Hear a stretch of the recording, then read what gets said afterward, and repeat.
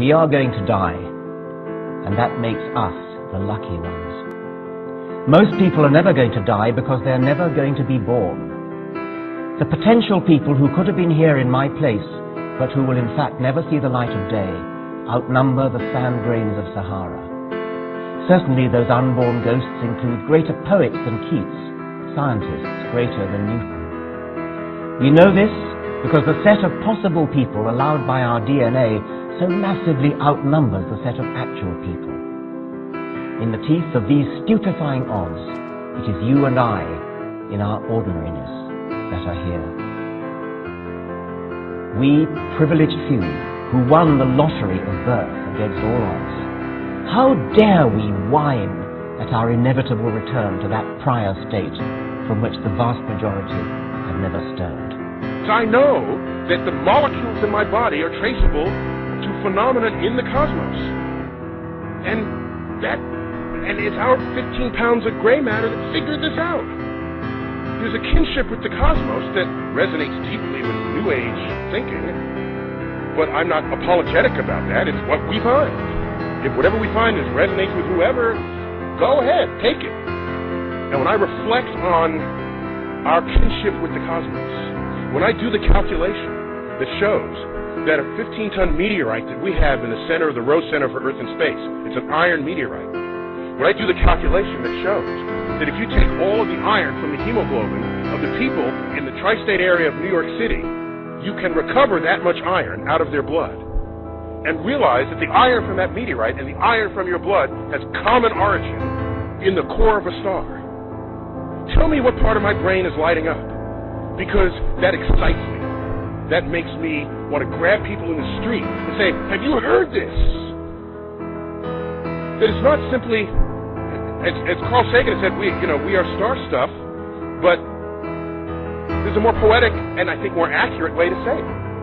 It's quite literally true that we are stardust. In the highest exalted way one can use that phrase. And so, I feel, and I use words. I bask in the majesty of the cosmos. I use words, compose sentences that sound like the sentences I hear out of people who had revelations of Jesus, who go on their pilgrimages to Mecca. Now, it's also commonly imagined that atheists think there is nothing beyond human life and human understanding.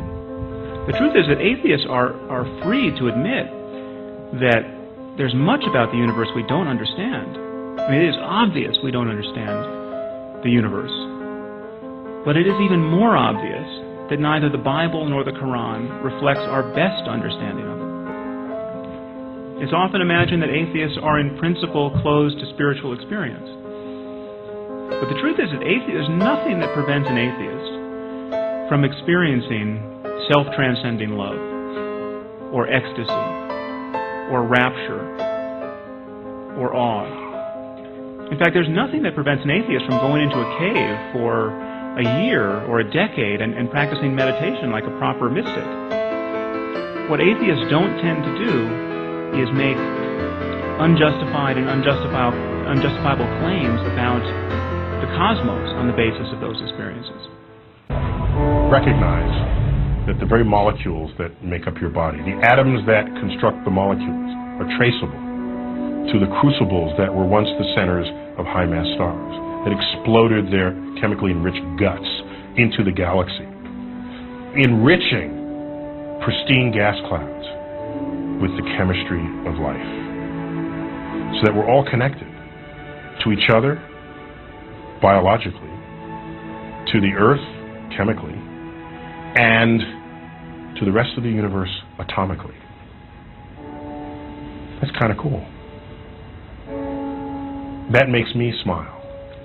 And I actually feel quite large at the end of that. It's not that we are better than the universe, we're part of the universe. We're in the universe, and the universe is in us.